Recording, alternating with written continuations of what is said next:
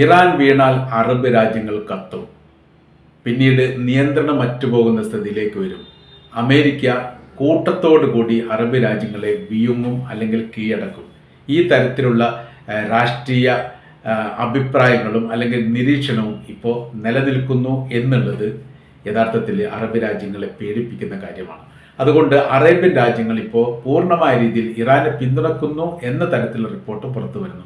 സായുധമായിട്ടോ സാമ്പത്തികമായിട്ടോ ഏത് തരത്തിലാണെന്ന് പറയാൻ വേണ്ടി പറ്റില്ല. ഇറാനിലേക്കുള്ള ഒരു ആക്രമണം രാഷ്ട്രീയത്തിൽ അല്ലെങ്കിൽ രാജ്യ ഭരണാധികാരികൾക്കിടയിൽ വലിയ മാറ്റത്തിരുത്തുകൾക്ക് വിധേയമാക്കും എന്നുള്ളതാണ്. അറ്റ കൈയായിരിക്കും ഇറാൻ പ്രയോഗിക്കുക എന്നുള്ള കാര്യത്തിൽ സംശയമൊന്നുമില്ല. ഇപ്പം തന്നെ പുതിയൊരു കപ്പൽ കൂടി ഇറാനെ ലക്ഷ്യം വെച്ചുകൊണ്ട് വന്നുകൊണ്ടിരിക്കുന്നു എന്ന റിപ്പോർട്ട് ഇപ്പോൾ അമേരിക്കയിൽ നിന്ന് പുറത്തു വരികയാണ്. അത് മെഡിറ്ററേനിയൻ തീരത്തേക്കോ അറേബ്യൻ കടലിലേക്കോ വരാനുള്ള സാധ്യതകളും വിലയിരുത്തുന്നു. അപ്പോൾ സാഹചര്യങ്ങൾ നിയന്ത്രണം വിട്ടുപോകുന്ന രീതിയിലാണ് ഉള്ളത് എന്നുള്ളതും അത് തങ്ങളെ കൂടി ബാധിക്കുമെന്ന് മനസ്സിലാക്കിയതിൻ്റെ അടിസ്ഥാനത്തിൽ അറബ് രാജ്യങ്ങൾ ഏറെക്കുറെ ഈ യുദ്ധത്തിന് വിരാമം ഉണ്ടാക്കാൻ വേണ്ടി വലിയ ശ്രമങ്ങൾ നടത്തിയിരിക്കുന്നു. ഇപ്പോൾ സൗദി അറേബ്യയുടെ വിദേശകാര്യമന്ത്രി അമേരിക്കയിലെ പ്രസിഡന്റ് ഡൊണാൾഡ് ട്രംപുമായിട്ട് ന്യൂയോർക്കിൽ ചർച്ച നടത്തിക്കൊണ്ടിരിക്കുകയാണ്. 2 ദിവസം അദ്ദേഹം എത്തിയിട്ടുണ്ട് എന്നാണ് പറയുന്നത്.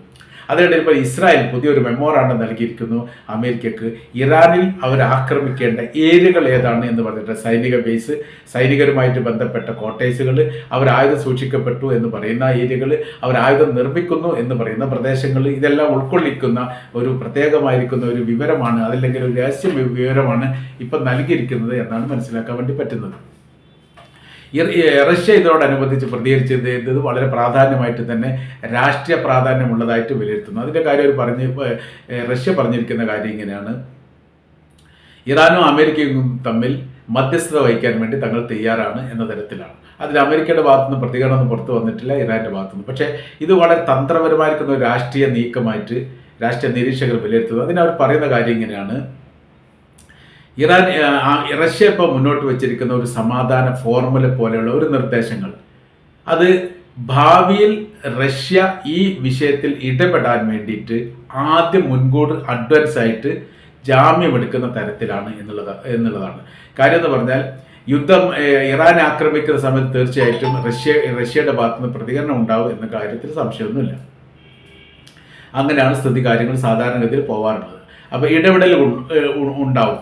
ആ ഇടപെടലിൽ എന്തിനു വേണ്ടി ഇടപെട്ടു എന്ന് ചോദിച്ചാൽ, ഈ വിഷയത്തിൽ സമാധാനമായിരിക്കുന്ന ഒരു മധ്യസ്ഥതയ്ക്ക് തങ്ങൾ ശ്രമിച്ചിട്ട് അമേരിക്ക അതിന് അനുവദിച്ചിട്ടില്ലെന്ന് സ്വാഭാവികമായിരിക്കുന്ന ഒരു ന്യായം പറയാൻ വേണ്ടിയിട്ട് റഷ്യയുടെ കൈവശത്തിലുണ്ടാവും. ഇതാണ് അതിൽ പ്രധാനമായിരിക്കുന്ന വിഷയമായിട്ട് കാണുന്നത്. അപ്പോൾ അതിന് ഈ ശ്രദ്ധയോടുകൂടി മാത്രമേ അമേരിക്ക പ്രതികരണം നടത്തൂ എന്നുള്ള കാര്യത്തിൽ സംശയമൊന്നുമില്ല. അപ്പോൾ നിലവിൽ പ്രതികരണമൊന്നും നടത്തിയിട്ടില്ല. അപ്പോൾ യുദ്ധവുമായിട്ട് ബന്ധപ്പെട്ട് ഏത് രാജ്യത്തിൻ്റെ ഭരണാധികാരികളും അവരുടേതായിരിക്കുന്ന അഭിപ്രായങ്ങൾ പറയുന്ന സമയത്ത് അതിൻ്റെ പിന്നാമ്പുറം ഉണ്ടാവുന്ന യാഥാർത്ഥ്യങ്ങൾ, രാഷ്ട്രീയമായിരിക്കുന്ന നിരീക്ഷണം, അതുമായി ബന്ധപ്പെട്ട കാര്യത്തെക്കുറിച്ച് കൃത്യതയോടുകൂടി മനസ്സിലാക്കിയതിൻ്റെ അടിസ്ഥാനത്തിൽ മാത്രമേ ഒരു രാജ്യം പ്രതികരിക്കുകയുള്ളൂ. അതിപ്പോൾ റഷ്യ നടത്തിയിരിക്കുന്നു എന്നുള്ളതാണ്. ചൈന ഈ വിഷയവുമായിട്ട് ബന്ധപ്പെട്ട് യാതൊരു പ്രതികരണം നടത്തിയിട്ടില്ല. പ്രതികരണം നടത്താത്തതും ശ്രദ്ധിക്കേണ്ടതാണ്. കാര്യം എന്ന് പറഞ്ഞാൽ, ഈ ഇസ്രായേൽ ഇറാൻ യുദ്ധത്തോടനുബന്ധിച്ച് അല്ലെങ്കിൽ യുദ്ധവിരാമം ഉണ്ടായതിനു ശേഷം വലിയ രീതിയിൽ ഈ ചൈനയുടെ വിമാനങ്ങൾ, യുദ്ധവിമാനങ്ങളും കാർഗോ വിമാനങ്ങളും യാത്രാ വിമാനങ്ങളും ഇറാനിലേക്ക് വന്നിട്ടുണ്ട്. അത് അവരുടെ റഡാർ സംവിധാനം തകർത്തുകൊണ്ട്, അല്ലെങ്കിൽ റഡാർ സംവിധാനം പിന്നീട് മനസ്സിലാവാത്ത തരത്തിൽ എന്നൊക്കെയാണ് പറയുന്നത്. ഏറെക്കുറെ ഇറാൻ്റെ അതിർത്തി എത്തുന്നവരെ റഡാറിൽ നിരീക്ഷണം ഉണ്ട് എന്നുള്ളതും, ഇറാൻ്റെ അതിർത്തി അങ്ങോട്ട് കഴിഞ്ഞാൽ പിന്നെ നിരീക്ഷണം കാണുന്നില്ല. ഈ വിമാനങ്ങൾ എങ്ങോട്ട് പോകുന്നു, എവിടെ ലാൻഡ് ചെയ്യുന്നു, എവിടെ നിന്ന് തിരിച്ചു വരുന്നു, അതിനെക്കുറിച്ചുള്ള ഒരു വിവരങ്ങളും മനസ്സിലാകുന്നില്ല. അതുകൊണ്ട് അവരിപ്പോൾ ഊഹിച്ച് പറയുന്ന കാര്യം ഇറാനിലേക്കുള്ള ആയുധങ്ങളുമായിട്ട് എത്തിയിരിക്കുന്ന വിമാനങ്ങൾ തന്നെയാണ് എന്നുള്ളതാണ്. ഇറാൻ അത് സ്ഥിരീകരിച്ചിട്ടില്ല. ചൈന ആ വിഷയത്തെക്കുറിച്ച് അഭിപ്രായം പറഞ്ഞിട്ടില്ല. പിന്നീട് പ്രതികരണങ്ങളൊക്കെ പല ഘട്ടത്തിലും വരുന്നത് അമേരിക്കയുടെ ന്യൂയോർക്ക് ടൈംസ് പോലെയുള്ള പത്രത്തിലാണ്. അവരാണ് ഈ കാര്യങ്ങളൊക്കെ നിരീക്ഷിച്ചുകൊണ്ട് ഈ കാര്യങ്ങളൊക്കെ പറയുന്നത്.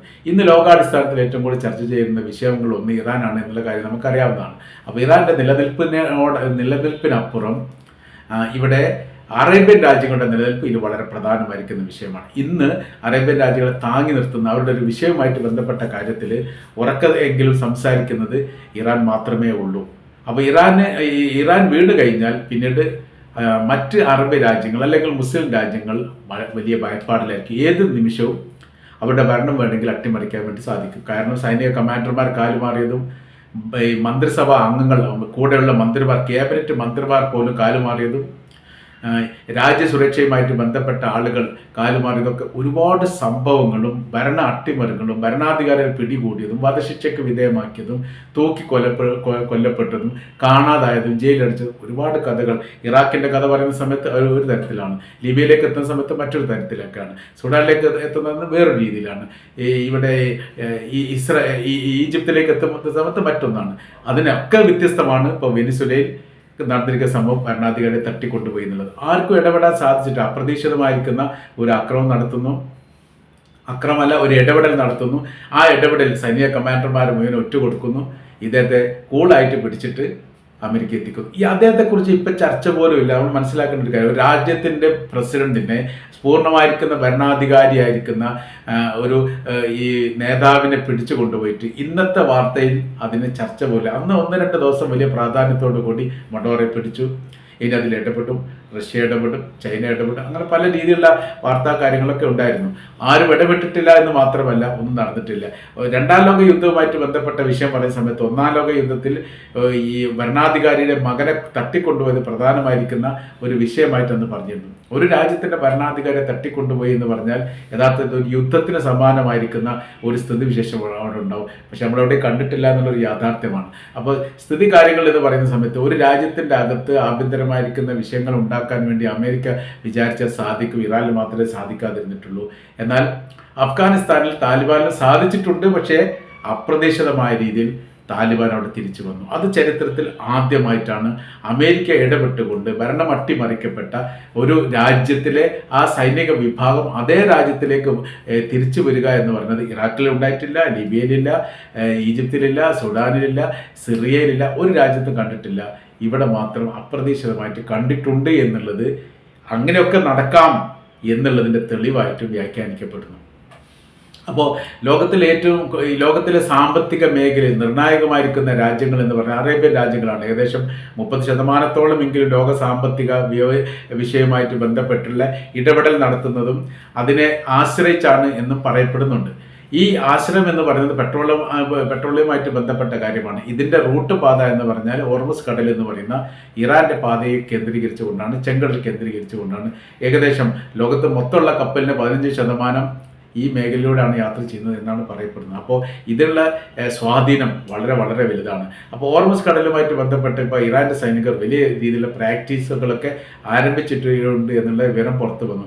അഥവാ ഏത് നിമിഷവും ഈ മേഖല കേന്ദ്രീകരിച്ചുകൊണ്ട് ആക്രമിക്കാവുന്ന തരത്തിലുള്ള എല്ലാ സംവിധാനവും ഉണ്ടാക്കിയിട്ടുണ്ട് എന്നുള്ള ഒരു യാഥാർത്ഥ്യം കൂടി നിലനിൽക്കുകയാണ്. അപ്പോൾ പേടിക്കേണ്ട ഒരു പ്രധാനമായിരിക്കുന്ന വിഷയങ്ങളിലൊന്ന് ഈ ഇറാൻ ഏത് തരത്തിലാണ് തിരിച്ചടി നൽകുക എന്നതിനെക്കുറിച്ചുള്ള ഒരു ഊഹം ഇപ്പോഴും യഥാർത്ഥത്തിൽ അമേരിക്കക്ക് മനസ്സിലായിട്ടില്ല എന്നുള്ള ഒരൊറ്റ കാരണത്താലാണ് ഇപ്പോഴും ഈ യുദ്ധത്തിൻ്റെ സ്ഥിതി കാര്യങ്ങൾ നീണ്ടുപോകുന്നത്. അതോടൊപ്പം ഇറാൻ്റെ പക്ഷം ചേർന്നുകൊണ്ട് അറേബ്യൻ രാജ്യങ്ങൾ നിൽക്കുകയാണെങ്കിൽ തീർച്ചയായിട്ടും അതിൽ വലിയ രീതിയിലുള്ള രാഷ്ട്രീയ പ്രാധാന്യമുണ്ട്. കാര്യം എന്ന് പറയുന്നത് വെറുതെ അറേബ്യൻ രാജ്യങ്ങൾ അങ്ങനെ നിൽക്കില്ല.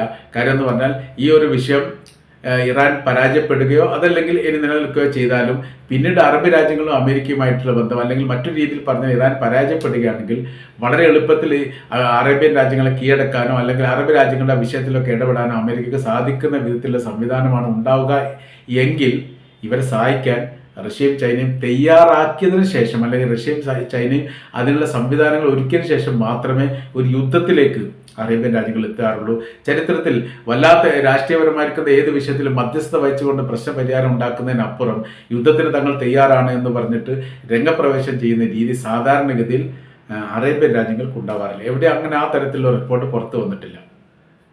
അപ്പോൾ ഇപ്പോഴത്തെ സാഹചര്യങ്ങൾ വല്ലാത്ത രീതിയിലുള്ള ഒരു അവസ്ഥയിലേക്ക് എത്തിയിരിക്കുന്നു. എല്ലാവർക്കും നിലനിൽപ്പാണ് പ്രശ്നം. ഇറാൻ അവിടെ നിലനിൽക്കണം, അറേബ്യൻ രാജ്യങ്ങൾക്ക് നിലനിൽക്കണം, അമേരിക്കക്ക് നിലനിൽക്കണം. അമേരിക്ക നിലനിൽക്കുക എന്ന് പറഞ്ഞാൽ ഇത്രയും വരെ വെല്ലുവിളി കാര്യങ്ങളൊക്കെ ഈ ലോകത്തോട് വിളിച്ചു പറഞ്ഞുകൊണ്ട് ഈ ഇറാനെ കീഴടക്കാതിരിക്കുകയോ ആക്രമിക്കാതിരിക്കുകയോ ചെയ്യുന്ന സമയത്ത് അവരുടെ നിലനിൽപ്പുമായിട്ട് ബന്ധപ്പെട്ട വിഷയത്തിൽ അത് ബാധിക്കും. കാര്യം എന്ന് പറഞ്ഞാൽ അവർ പറയാമെന്നല്ലാതെ ആ പ്രവൃത്തി ചെയ്യില്ല, അവർക്കത് സാധിക്കുകയില്ല എന്ന് വിലയിരുത്തുമ്പോൾ അമേരിക്ക പിന്തുണക്കുന്ന രാജ്യങ്ങൾക്ക് പോലും യഥാർത്ഥത്തിൽ അമേരിക്കയോട് താല്പര്യമില്ലാത്തൊരു സാഹചര്യങ്ങൾ വരും. ഏറെക്കുറെ മിഡിൽ ഈസ്റ്റുമായിട്ട് ബന്ധപ്പെട്ട് ഇപ്പോൾ അമേരിക്കയുടെ അവസ്ഥാ സാഹചര്യം അങ്ങനെയാണെന്നുള്ള കാര്യം നമുക്കറിയാവുന്നതാണ്. അപ്പോൾ നമ്മൾ മൊത്തത്തിൽ നോക്കുന്ന സമയത്ത് ഇപ്പോഴത്തെ സാഹചര്യങ്ങൾ, അവസ്ഥകൾ, ഇറാൻ്റെ നയങ്ങൾ അല്ലെങ്കിൽ ഇറാൻ്റെ ഇടപെടലുമായിട്ട് ബന്ധപ്പെട്ട കാര്യങ്ങൾ എങ്ങനെയൊക്കെയാണ് എന്ന് കൃത്യതയോടുകൂടി മനസ്സിലാക്കാൻ വേണ്ടിയിട്ട് അമേരിക്കക്ക് സാധിക്കാത്തതാണ് യുദ്ധം വീണ്ടും വീണ്ടും വൈകിപ്പോകുന്നത്. അതിനപ്പുറം അറേബ്യൻ രാജ്യങ്ങളുടെ ഇടപെടൽ എങ്ങനെയായിരിക്കും എന്ന് മനസ്സിലാക്കുന്ന കാര്യത്തിലും അമേരിക്ക യഥാർത്ഥത്തിൽ പരാജയത്തിലാണ് എന്നുകൂടി നമുക്ക് ഇതിനോടനുബന്ധിച്ച് കൂട്ടി വായിക്കാൻ വേണ്ടിയിട്ട് സാധിക്കുന്നതാണ്.